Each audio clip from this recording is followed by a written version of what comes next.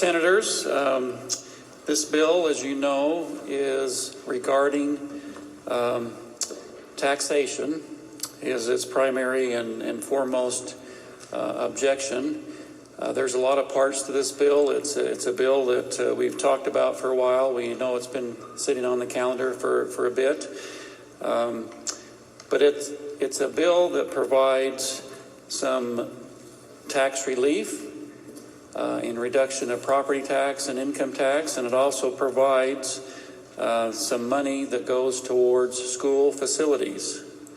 As you know, our state, in our Constitution, it requires us to provide some responsibility from the state level when it comes to our school facilities and to provide a more uniform system. And this bill takes a big step in that direction to help provide some of that funding from the state level down to the local level. So this particular bill,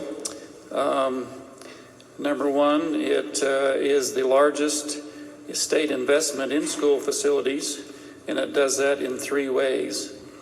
First, it dedicates $125 million to ongoing sales tax revenue to the new School Modernization Facilities Fund, and that will provide bonding that can be used to give funding to our local school districts. Second, it expands on the framework of the bill last year, House Bill 292, and it increases funding to our School District Facilities Fund. So as you know, there's money that comes down that reduces on our property taxes that help from state money to pay for local approved bonds and levies. And this will increase that amount from 2.25% to 3.25%, which will be a projected $25 million increase in FY 2025. The monies will be used and required to pay down the payments that would normally you would see on your property tax statement. So if your school district and in your particular school district, if there is voter approved bonds and levies, this will help pay for those first. So that'll come in reduction on property tax. Also, this provides a reduction of sales tax of income taxes from 5.8% to 5.695%. It allow Idahoans to have a little more money in their pocket to help pay for bonds and levies or other things. So I know this past year there's been at least 14 other states that have reduced some of their income tax rates. This will help Idaho be a little more competitive amongst our neighbors surrounding in the Intermountain area. So there's some other things in this particular bill. We know it does remove the August election date. It also provides a committee that will determine some design for our buildings to help create and perhaps reduce the cost of the design, make some templates. It does provide that the money is used that will be paid on this is based on average daily attendance, and it's only earmarked for buildings, not for online schools. So with that, Senators, debate is open. Is there further debate? Mr. President, Senator Robbie, to debate the bill. you have the floor. So, Senators, here we are at the end of session again with a pretty complex bill. And I do have concerns that I'm just going to raise today. My biggest concern is that it's a complicated bill that not everyone understands, and I do have concerns it violates the single subject rule. I believe it creates the tax cut that we cannot afford, and also just have concern about the unequal distribution of funding to some of our schools that need funding the most. Our facilities are in desperate need of help. No one is denying that, and I am one to speak because my high school it burned down because of lack of maintenance, deferred maintenance that wasn't taken care of. And I'm one of many students in Idaho whose high school has burned down. But I just have concerns about the process and the bill in its entirety. I really want to ask each of you, do you really understand what each component of this bill does? And I imagine for most of us the answer is no. The single subject rule in our Constitution requires us to focus on one subject and matters connected properly with each bill passed. And the legislative drafting manual states that every bill must have a golden thread which runs through all of the amended statutes, linking them together. A golden thread. This bill covers over 24 sections of code, 24 sections, under the umbrella of taxation. And I'm concerned we're interpreting taxation to be any section of code related to any budget. When I look at our tax code, though, entitled 63, that's related to taxation, there's nothing about the State Department of Education. There's nothing about the Public Tax Commission or the Lottery Fund. These are policies that are completely unrelated to taxation. I'm concerned that we continue to interpret taxation to pass one of these large, long, complicated Frankenstein bills at the end of each session, even though these titles are under a completely different section of code, from Title 33 regarding the State Board to Title 67 on the lottery fund distribution. So even if you think this is passable under the single subject rule, which I know some of you do, I also think this is a bad way to make policy. This process, quite frankly, requires us to pass many invisible laws that our constituents or even ourselves cannot understand. And it makes it impossible to contemplate and consider the implications of each of these changes separately, which is how I believe we should be making policy. It also causes deal-making, senators, which I don't think we should be doing. We've talked a lot about in this session about Congress and how the federal government makes laws, and many of us have complaints with Congress's pork or earmarks in every piece of legislation that they pass. This type of policy making is moving us in that direction, and it's not fair to Idahoans. We've been doing things this way for a few years, and I am just tired of it, so I wanted to say something. I believe it's time for us to take a stand on this type of lawmaking. I also want to talk about the tax cut. At a time when, in this bill, so it's a time when working families are really struggling to make ends meet in our state. It's also a time when our state budget is in question. We had a recent budget shortfall. And yet this year we're making yet another income tax cut in this bill. I understand most of you like tax cuts, as do our constituents, but since we moved to a flat tax, I feel compelled to get on the record that this tax cut that we're making will primarily benefit Idaho's millionaires. With a family who's working in our state making $1 million annually, receiving $1,000 off of their income taxes, and most of Idaho's working families receiving $50. We talk about tax cuts, we'll all campaign about tax cuts, but when somebody looks at their income taxes this year, they're going to see $50 reduction, most people. This is also being done at a time when our state is seeing skyrocketing inflation in essential expenses like housing and groceries, and it just feels short-sighted. If we're going to make a cut, we need to be doing something for everyday Idahoans, majority of the people who we're serving, not just another flat tax cut system that's benefiting millionaires. I'm also not sure we can afford the cut, and I still haven't been shown the numbers that shows that we can afford this permanent and ongoing cut every year, especially as we are making new investments in our schools, transportation infrastructure, etc. As our population has grown, more investments are needed as well.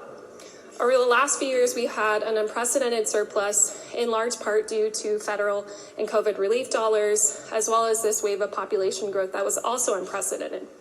But that type of surplus that we've had cannot be expected in the future. And our budget, as I mentioned, is already showing those shortfalls. We projected our state to receive at least $300 million less next year. And this $60 million permanent cut to our budget is not actually benefiting Idahoans. It's going to affect that budget. Also have concerns that this tax cut is putting the corporate tax rate under that of groceries, which most Idahoans are paying for. I believe it just continues to exacerbate our already upside down tax policy, benefiting, again, corporations and millionaires over working families. Now, wrapping my debate around to what we're trying to do with this bill, which is address school facilities.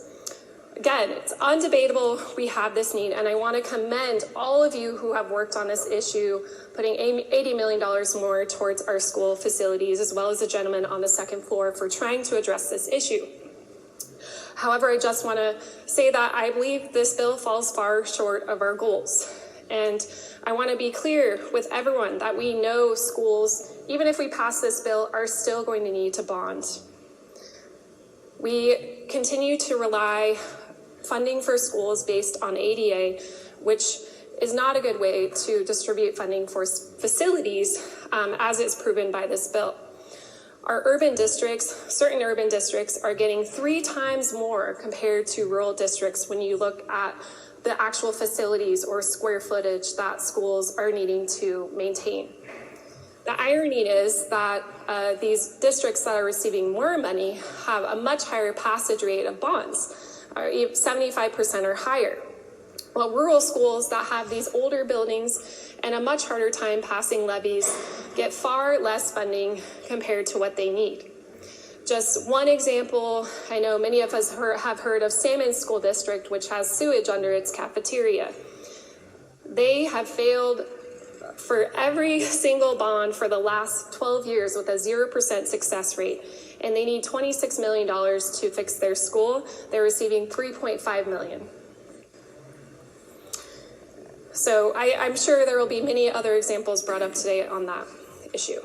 So in conclusion, even though facility funding is desperately needed, because this bill is going to disrupt our balanced budget with a permanent tax cut to the wealthy and corporations, because it violates the single subject rule, and because it falls short of fixing the problem it's trying to solve, I cannot vote for it.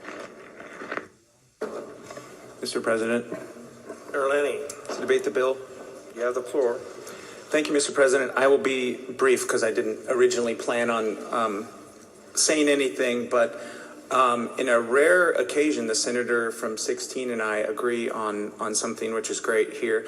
The main problem I have with this is this violates the single subject rule in the Idaho Constitution. I remember in 2022, I sat right there in that gallery during the special session with another member of this body, and I watched debate after debate after debate about people saying, I don't think this is constitutional, et cetera, but I'm going to vote for it anyway. And I sat right there in that gallery and I said, man, I'll never do that, me personally.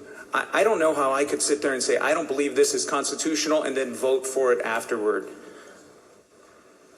And that's my main problem with the bill. If we look at, but then we say, but there's a tax cut for people. Let me read from the SOP. The tax cut says this legislation reduces income taxes from 5.8% to 5.695, which is it's not really going to help anyone. It's like $50, $42 for most Idahoans. But that's not even, I'm for reducing income taxes, but here's what it says, and here's how they try to say, oh, it's all one subject. It says reducing income taxes, allowing Idahoans to have more money to better support local bonds and levies. People we don't reduce income taxes so we can take that $50 we save and go support a levy. That just seems,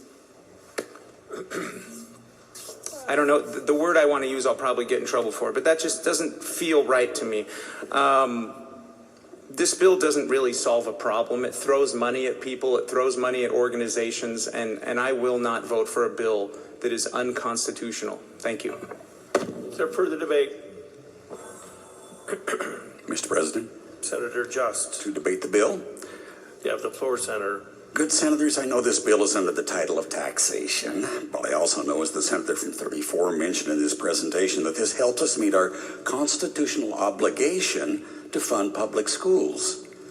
We all know the bill has a couple dozen elements in it, from an income tax cut that nobody's actually asking for, to a strong encouragement for schools to go from 4 days a week to 5 days a week.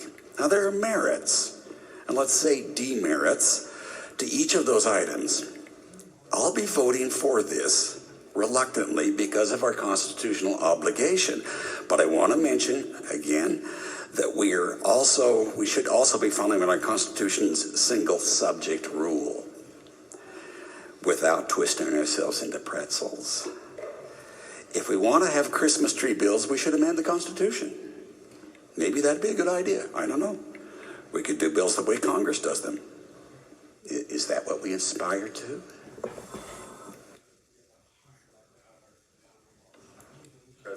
Senator Hart, To debate the bill? you have the floor, Senator. Thank you, Mr. President. I remember when I was a House member that the chairman of Revenue and Taxation spent somewhere between 8 and 10 years trying to consolidate the bond election dates from any day of the year down to 4. After that period of time, he got it done. It was a monumental effort. I think the ideal thing, if you want a lot of participation in these bond elections, is to consolidate it down to 2 election dates, May and November. This bill does that. And like the rest of you, there's things in this bill I don't like. There's a lot of things in this bill I do like. But I think that consolidating the bond elections down to just 2 days is a really big win. And for that reason, I'm going to vote yes on the bill. Thank Mr. you. President, Is there further debate? to debate the bill. Senator Foreman. Thank you, Mr. President. This bill violates a constitutional requirement, the unity of subject and title, which is Article 3, Section 16 of our Constitution. The senator will not vote for a bill that violates the Constitution. The distribution of funds to rural schools is inadequate. The schools in my district are rural schools, and quite frankly, they wouldn't get the money they need under this bill. There's also no clear-cut definition of the funding problem that this bill attempts to solve. But the overarching concern I have, again, is the constitutional requirement that there be unity of subject and title. This bill doesn't measure up to that, so I'll be voting no. Thank you, Mr. President. Thank you. I'm going to insert at this point the question of this is constitutional, this is not constitutional, and affirming that your position is and the other position is not. I think that that everyone is acting in good faith and within their interpretation of the Constitution. Back when I was in the House, this came up. The courts determined that constitutional was whatever the legislature determined it to be. And so having come through a committee process, as is, then that is interpreted by the courts to be constitutional. Now, that's where this constitutional shade tree lawyer will stop, but that's the issue. So as we make assertions, we're making them in our opinion, or according to me, or it appears to me, or we're putting a qualifier on it at some point. To not do that is to besmirch the other side. And so with that, let's proceed and continue with rigorous debate. Senator Ward Eagle King. Thank you, Mr. President, to debate the bill. You have the floor. As a member of the Facilities Working Group, I was really excited this year that we had a plan to address the much-needed school facilities, deferred maintenance. We have, close to $1.2 billion in deferred maintenance for our schools in Idaho. And so I was really excited about that. However, that's not the bill we have before us, but I will vote for this bill. But I really do want to point out something that I think is important. I really hope this is the last time that the body across the rotunda gets to force these omnibus bills upon us. And I'm worried that Ada County is the real big winner in this facilities funding. And I think we're going to need to come back, and we're going to need to make sure there's a reasonable floor for small rural districts. $2,400 per year for Avery isn't enough to even paint their building, let alone fix things in it, and $7,000 for Prairie per year. That's not enough to put a new roof on or to really do the repairs that are needed in these small rural districts. And in reality, many of these rural school districts have buildings that were built in the 30s, 40s, and 50s, and they've got deep needs there. So I am going to vote for the bill, but I'm hoping that we'll come back and make some adjustments that will benefit rural Idaho. I think we left a lot to be done there. So thank you. Is there further debate? Mr. President. Senator Den Hartog. Mr. President, Senators, I'm not even sure really where to start on this bill. I think we've addressed on the floor how many different moving parts there are. So I'll walk you through how I've been thinking about it. There are many things I like in this bill. There just aren't enough things that I like to balance out the things that I don't. And I've been clear about that for a really long time for anyone that I've had any conversations with about this legislation. And I've been one of those on this floor and in other settings that have advocated for the state to get more involved in facilities funding for our school districts. I think we all understand, at least in our own communities, what those needs are. And those needs are different in different communities. We have some rural communities where the buildings are crumbling. We have communities like mine where we can't keep up with the growth. And frankly, while it looks like Ada County may turn out great, those numbers don't address all of our growth needs either. So what we have is a piece of legislation that's purporting to solve a problem, and I don't think it solves the problem. I don't even think we have our arms around the problem. We had an OPE study done several years ago that said that if we spent $845 million, we could get all of our facilities up to a condition of good repair. Well, that report was based on a survey of schools. We have had in state law for, I'm not even sure how long it's been in there, but it's been in there a long time, that districts are required to submit a 10-year facilities plan to the state.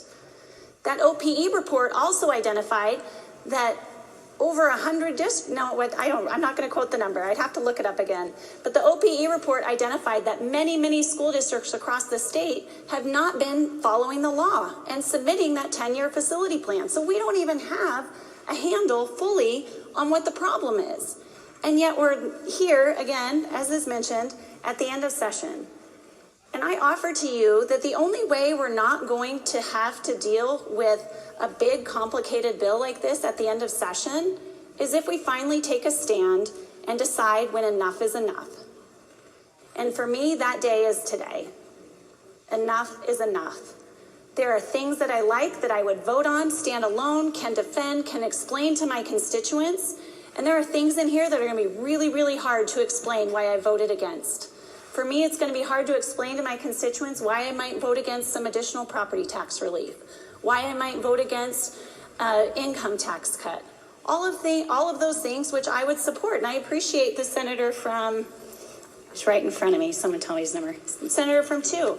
I've advocated for removal of the election date, the August election date. And I know that's something others would want to keep, and we could have that debate, we could have that dialogue. Moving on to the next issue. I've been on this floor advocating for additional transportation funding. Well, where does that money come from? We have had debates on bonding on this floor many, many times. Is anyone even talking about the fact that this obligates the state to 10 more years of bonding? We're hardly even talking about that. and another 125 million off the top of sales tax? When I stood on this floor and advocated for a little bit additional increase for transportation funding, which if you are in the bill, and I find the page, it's like number 16 in our list of things that we take off the top of the sales tax distribution before it ever gets to the general fund. When we increased that by 1%, I remember fellow senators who serve on our appropriations committee arguing that that slight increase would be the end of us as a state. Well, that was almost $500 million ago. I cannot wrap my mind around the fact that we are here not talking about the biggest implications of this bill. So since that time when we increased, we had transportation was 80 million, now it's 140 million off the top. We did 330, I'm doing it like this because this is how I think about the numbers in the bill. It's like 16, 17, 18. In that section of sales tax distribution on the tax code. Then we did 330 million in the special session, and now it's another 125 million. So just in the years I've been here, it's almost 600 million off the top that no longer goes through the appropriation process. And again, I've advocated for some of that. And I just think we need to stop and think about what it is we're really doing. The 4 to 5 school day, 4 to 5 day school week, I think is a really important issue. We've heard a lot of I've heard a lot from constituents from rural communities. I know of a lot of schools that are doing a great job on a 4-day school week. I think we've seen it work in communities. Communities have banded together. This is another really important issue. We could debate this issue. Probably knowing our collective group, we could probably spend a good hour or two debating just that issue alone. But it's in the midst of this bill. And then finally, I'll wrap up with one of my last concerns with the bill is the distribution. If the state is going to be this heavily invested and involved in school facilities funding in a way that we never have before, don't misunderstand how we are stepping in before. If the state is stepping in this way, in a way that we never have before, and in a way that many would argue we have a responsibility to do, we should do it right. And we should do it right the first time. We shouldn't hope that we can come back and change it next year. We shouldn't hope that somehow our districts we're gonna figure it out and we're gonna solve the problem for us. This is our time. This is our time to get it right. We have a model for distributing facilities funding to charter schools. I often hear, well, if our charter schools can do it, why can't our traditional schools do it? Just last year, this body helped pass the Charter School Revolving Loan Fund. You know how those charter schools access those funds? They demonstrate academic performance and financial stability and accountability. So maybe let's talk about a way to distribute funds to our school districts based on those two things, or based on need. I just think there is a much better way to do it. And I think in the 11th hour, with all of these complicated moving parts, this is not the piece of legislation. Even though I think we probably all could agree on the floor, we care about solving this facilities issue and in a meaningful way and in a way that makes sense for our communities and for our kids. Thank you. Is there further debate? Yes. Senator Draco. Thank you. The good senator from 22 hit on a lot of things that I really like. First, to get out of the way, my opinion on the constitutionality of it, I have an opinion of it just like we all do in here, and that's all I'll say about it. Senator, which is perfectly fine. Yeah, no, it's been touched on quite a bit. All right. Thank you. So what I want to get on is I kind of look at it like this. The way this funding is going around to the schools, think of the school as a community house. And the community that it serves are the residents of this house. And in my mind, the richest communities benefit the most, and they're the ones that need it the least. So it was mentioned before about other school districts. So we have, for instance, I'm not going to pick any particular, but we have a very rich school district that has a very good ability to bond money and has access to the funds. Yes, it's a much bigger house. It's a 6,000 square foot house. But they're bringing in, I'm just making up numbers here, $1 million a year to be able to work on their house. Then you have another house that's maybe 850 square feet. It's got a leaky roof, and that community only makes $10,000 to fix the house. Who's this helping? The 6,000 square foot house. So they're going to get a lot more money that they don't need. Some might argue that that's unfair. Some might argue that's the way it is because there's more schools in this area. I understand both those arguments. My school district does pretty well in this bill with money coming from it, but and don't get me wrong, we need it. All the schools need it. I doubt there's too many schools around here that aren't falling apart, hurting some way, shape, or form. Valley View School District of mine has a sewage problem itself. They just got to dig up the floor in the middle of the building through several classrooms and other rooms to go through, which is going to cost a lot. And for the first time, they were able to pass upon. One of the biggest issues I have, and once again, Senator from 22 hit on it, academic performance.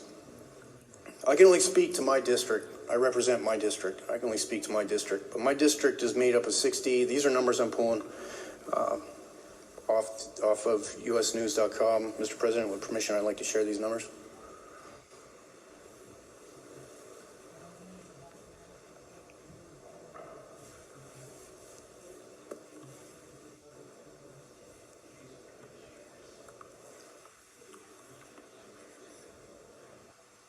Oh, I was asked for permission to be able to share the numbers from the stats from usnews.com. Sorry.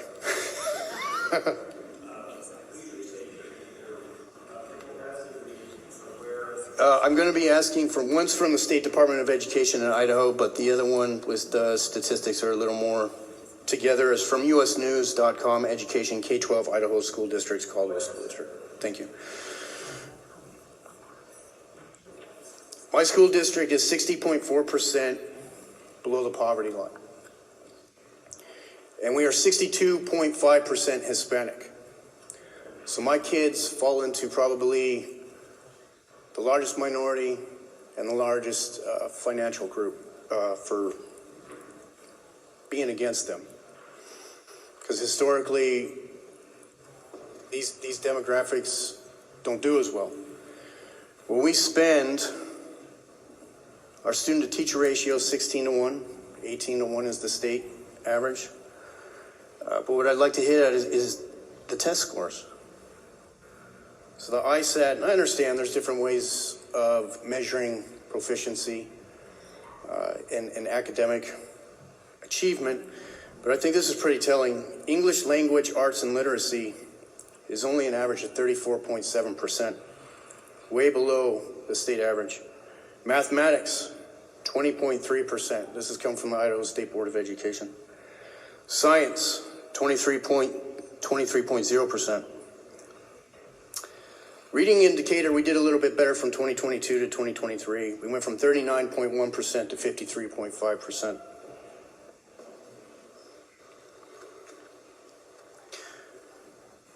ISAT tests are pretty much the same numbers, but to give you an idea, English language arts literacy, like I said, 34.7%. The state's at 52%.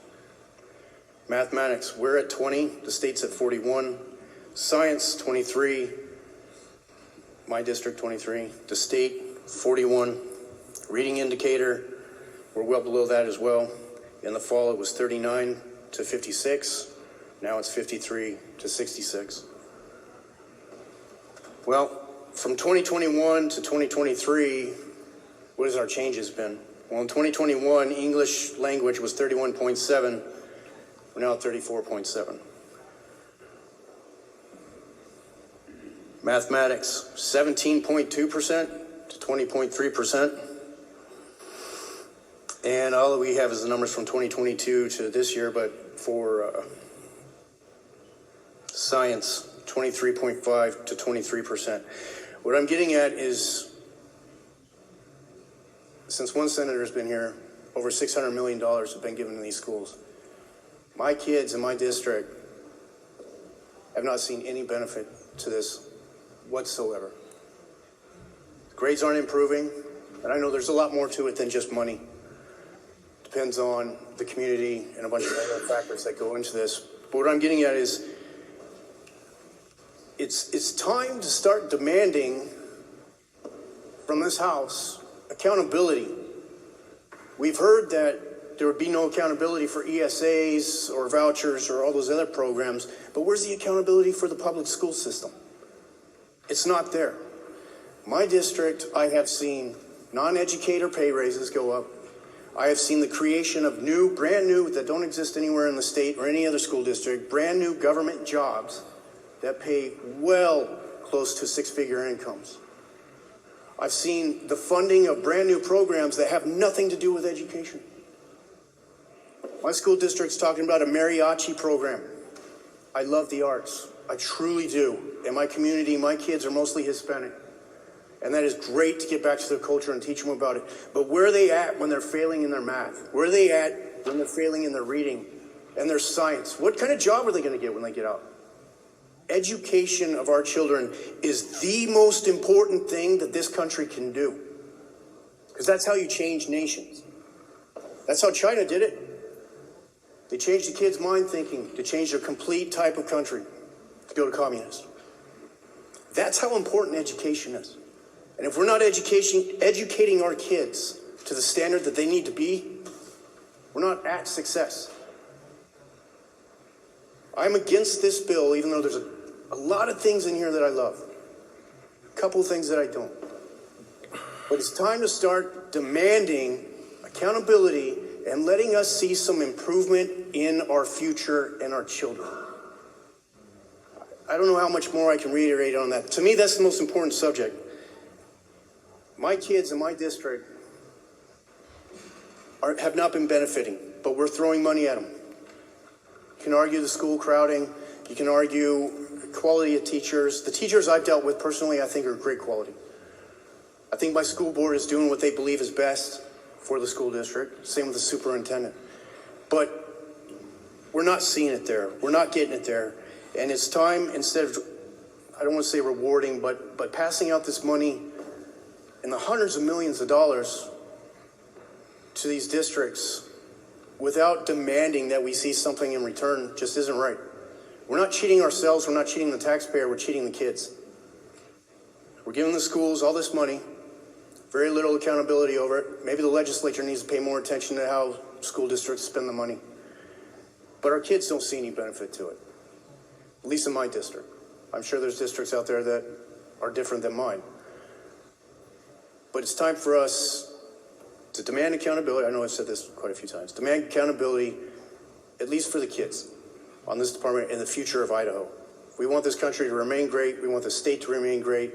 We want kids to grow up to be successful and not stuck cleaning toilets for their entire lives. This is where it starts, is holding the schools accountable, getting them all on the page to where our numbers are great, our numbers are spectacular. And I just can't continue throwing money at a program that is not giving us a good product back.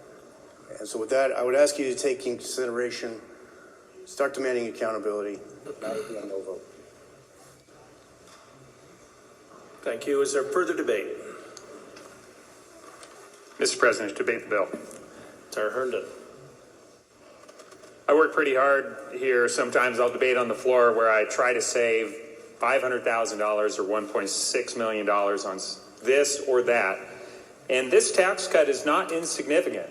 So if we look at the fiscal year 2025 tax cut, it is $60.7 million for individuals and corporations. In fiscal year 26, it is $63.1 million for individuals and corporations. By reducing taxes going forward, that is going to, because we have a balanced budget requirement, we know we can't spend more money than we have. It's going to have a downward pressure on us to focus our funding to the core functions of our government. I consider, because it's a constitutional requirement for a uniform system of common schools, that I consider this as one of our core functions. If I look at Boundary County, I've got a building that was taken apart at Farragut Naval Air Station, cinder blocks, think about how old that is, transported up to the middle of Bonners Ferry, and that's their primary elementary school. They've been trying to replace that or come up with a plan for replacement for years. They have not been able to pass a bond to pay for a replacement to that building, and that building needs replacement. And they're going to get millions of dollars out of this school modernization facilities fund out of this bill. Our net position right now at the school district level, we have assets versus liabilities. We have a positive net position, assets over our liabilities of $1.5 billion. And even with this bonding of $1 billion, we'll still have a net positive position on the balance sheet at the school district level of $500 million. That makes me feel comfortable with this and its financial impact. One last example, over in Priest River, the middle school is a Works Projects Administration building. So same situation there, old facilities, they stand to gain from the school district facility fund, hundreds of thousands of dollars in West Bonner and millions of dollars from the modernization facilities fund. On our permanent building fund, we prioritize projects around the state. I like what's also in the bill about the council and creating standards around the state for school buildings and giving guidance to our school districts so that they could even save money in their construction projects going forward. There's definitely enough positive in this bill I stand in support today. Is there further debate? Mr. President, Senator Land, debate the bill. you have the floor. Mr. President, I feel the need in my debate to perhaps correct some inference that our Idaho schools are less than adequate. If I might quote from the National Assessment of Education Progress, NAEP reports. Having cited the source, Senator Land, go ahead. Concerning math and reading, 4th and 8th grade in the state of Idaho is comparable or slightly above the national average. And that's a trend that we see across the board. Our Idaho schools are at the national average or above when it comes to comparing academics. In fact, we do that at funding our schools at 58% of the national average. So if you ask me, that's a pretty good value that we're getting for our money here, especially since we're considered the lowest, if you look at many indications, the lowest per student funding in the nation. I consider that very important. Let me just shift just a little bit here. This particular subject is one that's very important to me. I've worked on it for several years. Had the opportunity to work with the gentleman from across the rotunda and a committee that many of you sat on, a facilities committee. The purpose was to look at our facilities, see what we needed to do. Many of you provided input into that, as did other legislators from the other side of the rotunda. I think we need to just stop for a second. It's really easy to tear things apart. It really is. But let's look at what we're getting here. We're getting schools will receive more funding than they have in the past. I have yet to have one school call me and say, we don't like what we're getting. We're not going to get any more money. Now, they may be unhappy that they're not getting enough because of the distribution model, but they are going to get more than they have in the past. It will reduce local property taxes. It will reduce personal income taxes. This is a huge step in the right direction that we want to go with our school facilities. I think back 2.5 years ago when we started really putting emphasis back on this. In fact, many of you might not know that really the Supreme Court in the state of Idaho said the legislature is not fulfilling its responsibility by relying too much on local property taxes to fund their school buildings. That's a written statement from 1996. So when you think about that, here we are today. We have an opportunity to do something. When I think back 2.5 years ago when we really started digging into this, if I could have seen today and looked at these charts to see the money that's coming out to our facilities, I think we would have jumped for joy and said, victory, victory, victory. So let's not be too quick here to sell this short. This is progress. This is not going to be the end of how we fund facilities. We'll have more discussion. There'll be more laws. We'll continue this discussion because it doesn't end here. But it's certainly, this is a giant step forward, and I encourage your aye vote. Is there further debate? Mr. President, Mayor Carlson, to debate the bill. you have the floor. Thank you. I'd like to say, in my opinion, House Bill 521 is unconstitutional. Idaho Constitution, Article 3, Section 16 states that every act shall embrace but one subject and matters properly connected therewith. So I came to this position. When I got here, I swore an oath to the Constitution. And I'm trying to keep that oath. Do I keep it every day? Not sure, but I'm trying. This bill has too many facets to it. I have not liked it from the beginning. I would love for us to amend it. I'm told that won't happen.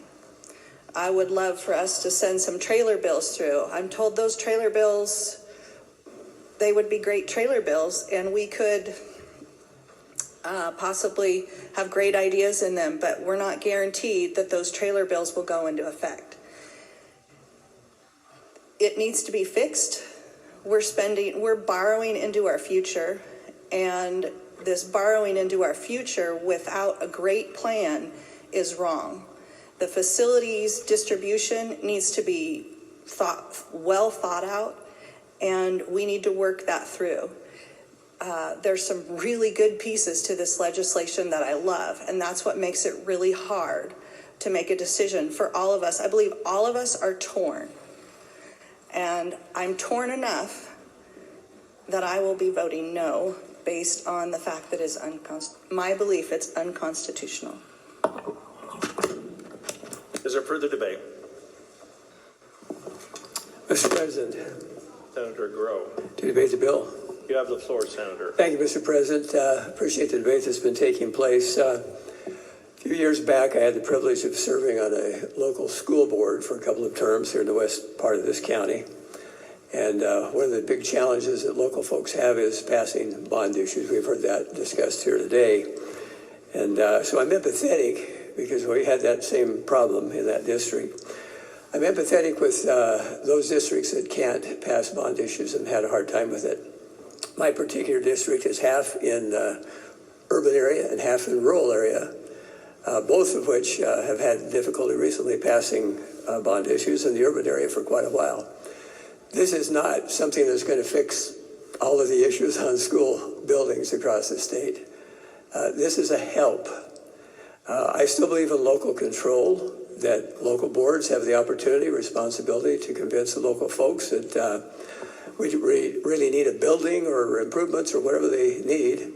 So I don't think we should be trying to say that the state should take over everything that the local folks are trying to do, the local boards. I believe it's a cooperative effort, and this is a help that the state is offering in their behalf. When I first looked at this bill, I had some reservations. The major concern I had was the borrowing aspect. Being a CPA by profession, I'm very conservative, don't like borrowing, don't like debt. So it took me a while to kind of discuss and explore how we could deal with this.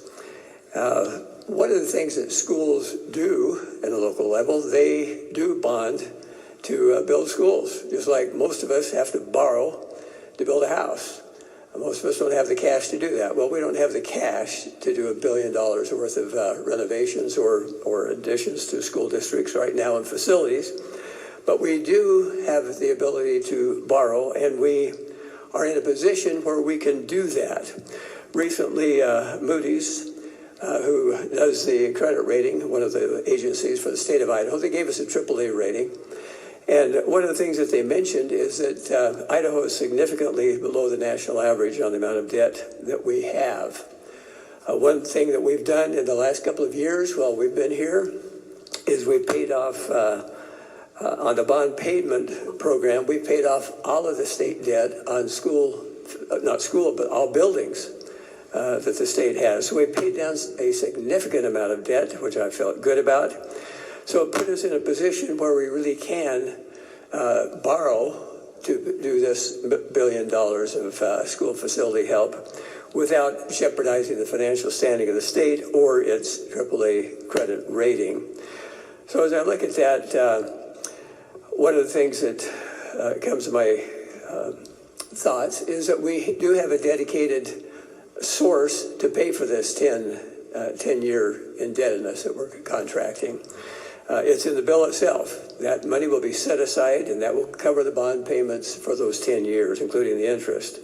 So that gave me some comfort. We're not going to put a burden on the future to say, hey, where are you going to come up with the money to pay for this bonded indebtedness? It's in the bill. And so the funding source is already taken care of. Another thing is, as we look at the inflation we've been dealing with recently and the cost of construction, et cetera, that's gone up, that inflation has tempered somewhat, but it has not abated. We're still in an inflationary spiral. So construction costs are going to continue to escalate. So as we front load $1 billion worth of school facility effort, we're avoiding the inflationary increase that if we waited a few years to try to do this, we'd be stuck with those additional costs. Now, another good thing, because of our AAA credit rating, our interest rate is amazingly low. In fact, it will be lower than what the inflation would cost us. And so we can go ahead and borrow that now, pay a low interest rate, and beat inflation as we look to fix the schools to the extent that this bill does allow. So I just summarized by saying that's within our budget. It does not adversely affect our credit rating. Gives us a flexibility for recession. This bill does, if you look on page, I believe it's 9, talks about our ability if we were to have some kind of recession that caused some difficulty on the budget. We do have a budget stabilization fund. This bill authorizes our ability to go into that fund to make any payments that we would need to make on the bonded indebtedness. So it also provides some property tax relief. And so with that, I'll be voting for House Bill 521. I would encourage your support. Thank you. Mr. President, Senator Simmelroth. to debate the bill. You have the floor, Senator. Senators, I know we've talked about some different analogies already. You know, imagine setting a budget for the maintenance of a home, but you have no idea what the age of that house is, the condition of the house, the extent of the repairs, or that you need to build a new home, but you don't actually have any money to purchase it, and your monthly payments, you've got, I don't know, $25 a month. Would that even be possible to be considering the build of a new home? In the case of H521, that's what we're asking our school districts to do. We're asking to spend $1 billion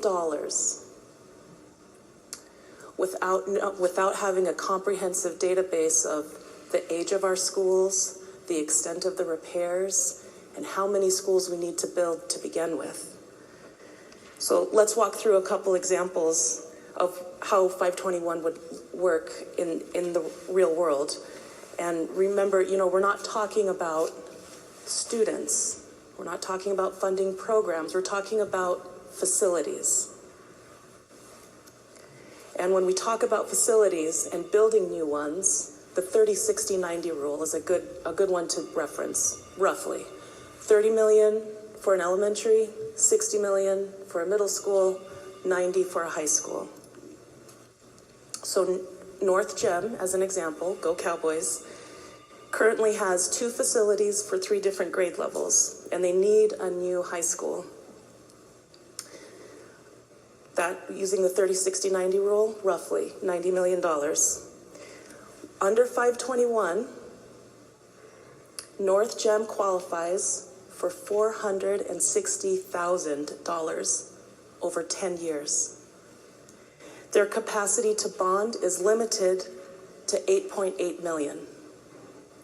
Tell me how that math works. How can North Gem build a new high school? The numbers don't work. Salmon, Salmon's been in the news. We've referenced it already on the floor. Under 521, they will receive $2.4 million over 10 years. That's over 10 years. The superintendent has already said that doesn't buy a new roof. They have a 58.7 bonding cap. So under our 30-60-90 rule, maybe a middle school, maybe an elementary school. But we know that Salmon has had 14 failed bonds under the 66 and 2/3 majority, or the 2/3 majority. Under 521, the school districts receiving the smallest distributions are also typically in places with the smallest ability to bond. Or they might be sitting side by side with totally different base rates. So for example, in Caldwell, the annual tax rate per $100,000 is $22.11. Next door in Wilder, $196.26. Wilder has even though it's located right next door, totally different tax rate for folks. And the one measure that could help address some of these disparities is gone in 521. It's wiped out.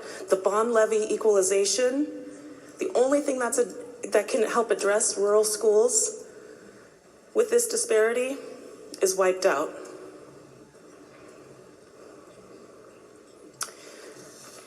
So I get it. This is a big bill. It doesn't matter how many times we work on it, how many people come to the table, we will always disagree. And it'll be impossible to get that bill right the first time. So thank you to our bill sponsor and thank you to the stakeholders who have taken us to this point. But there are still things we can do to fix this bill. We could raise the floor. We could limit the caps. We could equalize the caps. So one district won't receive 14% of the budget.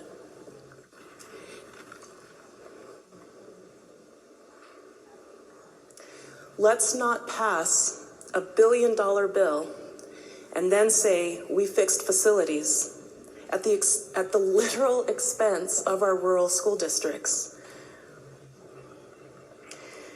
We cannot confuse more with adequate. Let's take a step back and figure out ways that we can meaningfully address and fund our school facilities that will ultimately benefit Idaho's students, families, and communities. Is there further debate? Mr. President. Senator Guthrie. Thank you, Mr. President. You know, you do these debates after a few years and you kind of start to rank them like, what's the toughest debate I ever did or whatever, and this one's going to ascend pretty close to at or near the top. What I would like to do, if it was within the rules, and it's not, and I'm not asking for it to be, but I would just replay the Senator from 22's debate. Because that's not available, and because I've been told to tread lightly on the constitutional piece, I would just say it is my opinion that there is some constitutional concerns with the single subject issues, because we have a lot of different issues in this bill. And I'd like to just go through a few, and remembering, I don't dismiss the fact that debating on this bill could be politically dumb, but I've never been accused of being politically smart, so I guess it fits.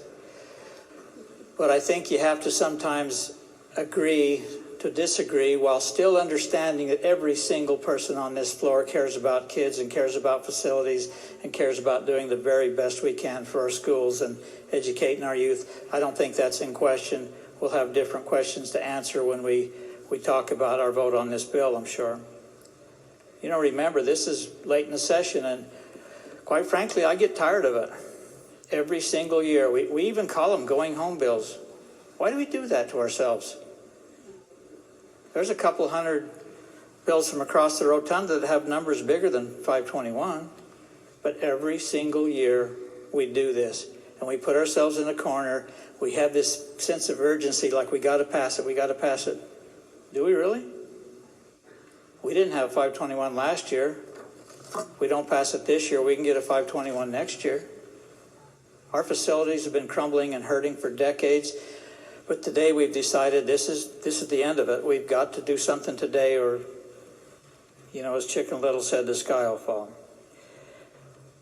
Just a couple of things. $125 million debt service. And keep in mind, Senators, I'm not an economist. I don't know how they're going to configure the bonding. So this is really rough math and just a farm kid's appreciation of interest and how it works. But if it is $125 million and $1 billion is bonded for up front, we're going to pay $250 million in interest. And I did the math on that, and it's around 4.6% is what we're going to be bonding for. And keep in mind, a couple of years ago, during COVID, that interest rate would have been much lower than that. And also keep in mind that as we continue to go to sales tax time and time again, we are doing that on the heels of a very strong economy, in part prompted by a very large influx of COVID money, in part funded further by high inflation, which means 6% of a higher number means more sales tax.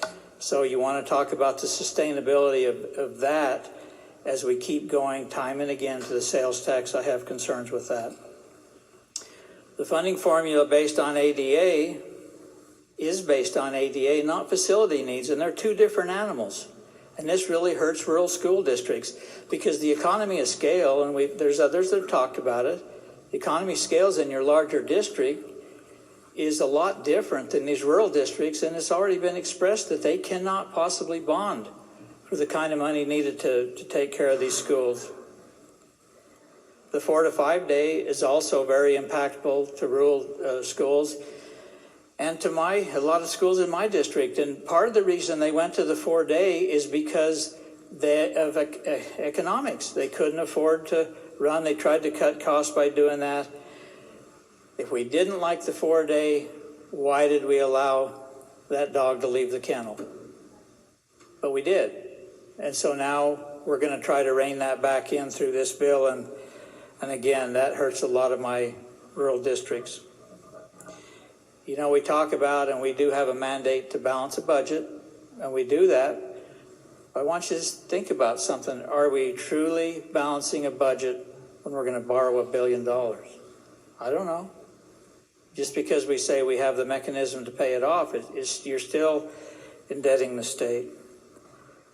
Senators, I could probably tell you within a vote or two how this is going to end up, and I will likely be on the wrong side of that vote. But I'd like to think I'm on the right side of saying we don't have to do something today, but what we do have to do, whether this passes or not, is we have to commit ourselves to try to put a more methodical, measured, thoughtful effort into how we either add on to this or do something different in lieu of this, because this is just too important to have this be the be-all, end-all, or if it doesn't pass, to give up. We have to get some help out, particularly these rural schools. So appreciate the indulgence, Senators. Mr. President. Is there further debate? Mr. President. Senator Rudke. Unfortunately, the senator from District 29 or 28 and I will be on opposite votes for this bill. But I don't think we're on opposite sides on just about everything else he said. If you've been around this building for a little while, you will see exactly what he's talking about. Is we frequently do this to ourselves. We create these behemoth bills that we all talk about the single subject rule on. We all have concerns about. We twist ourselves into pretzels talking about it, justifying one side or the other, but not feeling good about the outcome, the vote that we're going to make either way, because we're hurting somebody, we're not, which brings us back to the single subject rule. It turns out the framers were pretty smart when they put that into the Constitution. They understood it. They understood you can load a bill up like a Christmas tree and get a little bit here and a little bit there and a few people here and a few people there. The one thing that hasn't come up in this debate, and I'm not going to bring personalities into it because that would get me gabbled, but there is personality that brings us to this place all the time. That's my frustration. But I'm not going to mention that personality. That wouldn't be appropriate debate. But that's the reason we have these behemoth bills with these Christmas tree lights. That's the problem that has to be fixed. And this state could do a lot of great things. The potential for what we could accomplish as a state, unlimited. Unlimited. But we limit ourselves. Thank you, Mr. President. Is there further debate? Hearing none? Senator Ricks, you're recognized to close the debate. All right. Thank you, Mr. President, and thank you, good senators. This has been a robust, lively debate. I appreciate that. From my count, I think we have 15 senators that stood up and debated. Counting me, that would be 16. I don't know what the rest of you are doing. Why didn't you get up and debate? Just kidding. But I think there was a lot of things brought out, and I think those were good things to air out and to bring up. I think it solidifies the idea that we are passionate about education. We think education is important here in the state of Idaho. We think it's very important. I think we have sometimes different approaches, different views on how to do things. I think that happens certainly within a marriage. But it's good to have the different ideas, the different views, and the discussion. So I really appreciate the robustness of our debate today. So, senators, this is the bill that's going to create a $1 billion bond that'll be distributed down to our school districts over the 10-year period. There'll be additional monies, so it'll equal up to $2 billion. And then that'll be an option to renew it after that if we choose to. The money would be available likely in early 2025 or sometime in next year, but it'll be in the FY budget year 2025 if this passes. And this is a big step. It's not a cure-all to the state, to the needs for local funding in the school districts. We know that. There is more needs out there, but this is a big step in the direction for the state to help out in that. So we'll continue to look at this in future years. We'll determine what those needs are and try to participate more, I believe, on the state level to helping out on participation of facilities and the funding. And there's room for improvements. So there was things brought up about the 4 and 5 day school week, other types of things, the number of items in this bill. Those are all good things to talk about, and I think those will be additional public policy discussions that we'll have, and we'll hopefully be able to work towards some commonality on those concerns.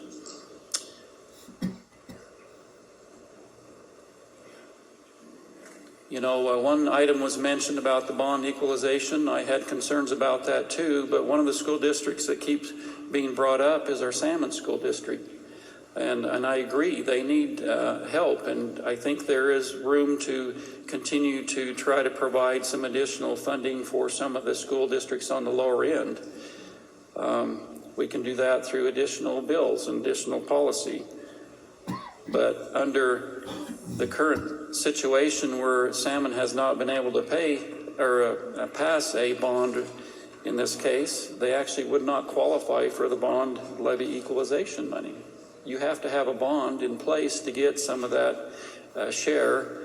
So by putting this money from that program into this bill, it actually will provide money down to Salmon, which they actually were not able to qualify to get beforehand. So there is give and take in a lot of this. Fairness is subjective, as you know. It is based on enrollment or average daily attendance on the funding formulation. That's how we fund public education budgets currently. But senators, I know this has gone long. The hour is spent, but this is an investment. It is an investment in our schools. It's an investment in our kids, our public education. Every time I look at big investments, whether it's a house or an automobile or some other big investment, a business type of investment, you always have to consider there is, dollar amounts that's put out there. Sometimes we have to borrow money for those, but you got to look at the benefits. What is the benefit here? And I do think this is something that we can fit within our state budget over a period of time. I think the benefit that we're going to receive from this is going to be huge to help our local school districts help build the buildings. It's not going to do all of it, but it'll take a lot of the pressure off on our local taxpayers. The money in this bill will pay and the annual amounts. So over a 10-year period, there's additional $75 million every year roughly that will go to the school districts, and that money will go to pay for local bonds and levies first. So if your local school districts do run that and the voters approve a local bond or levy, this money will offset some of the amount on the local property taxes over a 10-year period. So it is a property tax relief. It's also a big benefit to our school facilities. So with that, Senators, I do urge your support on this, and debate is closed. Debate is closed. The question before the Senate is, shall House Bill number 521 pass the Senate? The Secretary will call the roll. Adams. Mr. President. Senator Adams, you have 60 seconds to explain your vote. Thank you, Mr. President. I'm a co-sponsor on this bill. And there's a lot of things in this bill that I really, really, really like. And there are some things I really don't like. And the thing I don't like the most is how this bill has come to our floor today. And it doesn't feel right to me. It doesn't feel right in my gut. And so this senator from District 12 is going to vote no today. Senator Adams votes nay. Anthony. Burned.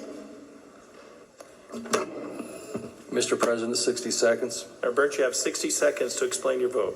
It shall be the duty of the legislature of Idaho to establish and maintain a general, uniform, and thorough system of public schools, free common schools. And with that, I believe that includes paying for facilities. And my district in 21 and Meridian, we're growing like crazy. And we need this money badly, very badly. And with that, my vote is aye. Senator Burnt votes aye. Bjerke. Burtonshaw. Carlson. Cook. Den Hartog. Foreman. Grove. Guthrie. Harris. Hart. Hartkin. Herndon. Just. Lakey. Lee. Lenny. Land. Nichols. Okonowitz. Robbie. Ricks. Rutte. Schroeder. Semwaroth. Taylor. Taves. Trakel. Van Orden. Mr. President, 60 seconds. Senator Van Orden, you have 60 seconds to explain your vote. Thank you, Mr. President. Good Senators, all of my schools and my school in my legislative district are on 4-day week. And I've heard from all of them. They're very concerned. But I've also had good conversations with our superintendent of public instruction, who has concerns, but she's willing to look at help for them and to be able to address that. And I do know that we have a responsibility to help with facilities. So the senator votes yes. Senator Van Orden votes aye. Ward King. Winder. Wintro. Mr. President, 60 seconds. Senator Wintro, you have 60 seconds to explain your vote. Thank you, Mr. President and Senators. I've heard this bill is give and take, but it's really more take than it is give. And quite frankly, budgeting is about priorities and values. And if we value our schools, we'll do it right the first time. We won't pay past debt on the future of our children. And that's what we're doing. We're getting property tax relief. We're taking cuts out of the general fund over a large period of time. And that equalization fund, if it goes away, that was what got us in a lawsuit in the first place. And that makes the chasm grow for our rural districts over and over. I think it's unfair, it's inequitable, and the senator votes no. Senator Wintrow votes no.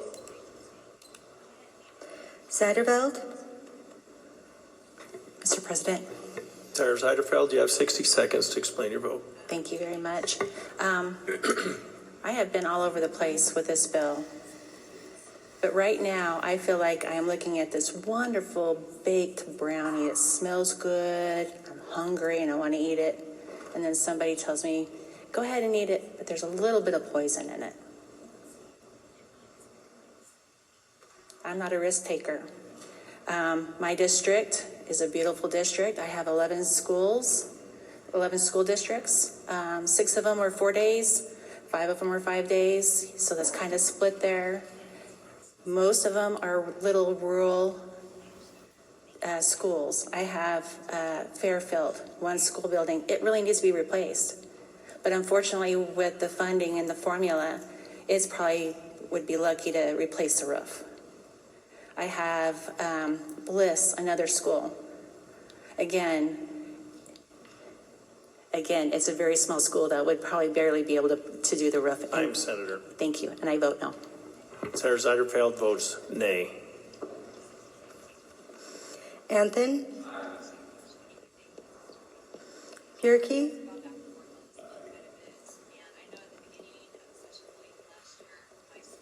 Just?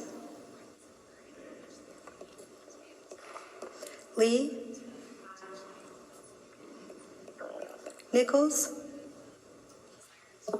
60 seconds, 60 seconds starting. Thank you, Mr. President.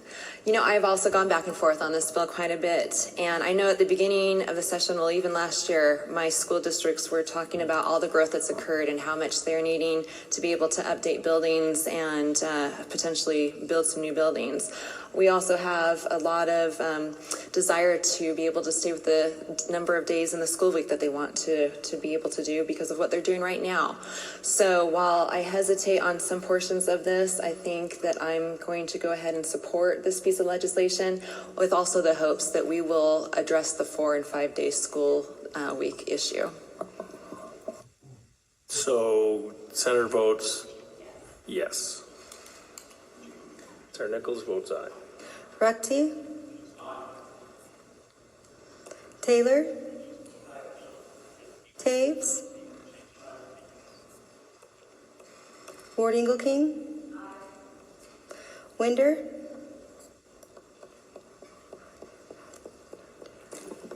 Mr. President, Senator Just? I would like to change my vote to aye. How did Senator Just vote? Nay. Senator Just voted no, and he wishes to, and he will change his vote to yes.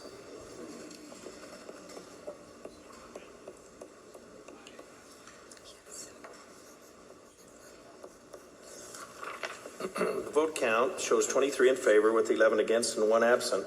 A majority having voted in the affirmative, House Bill number 521 has passed the Senate. Hearing no correction of title, the title is approved. The bill will be transmitted or returned to the House.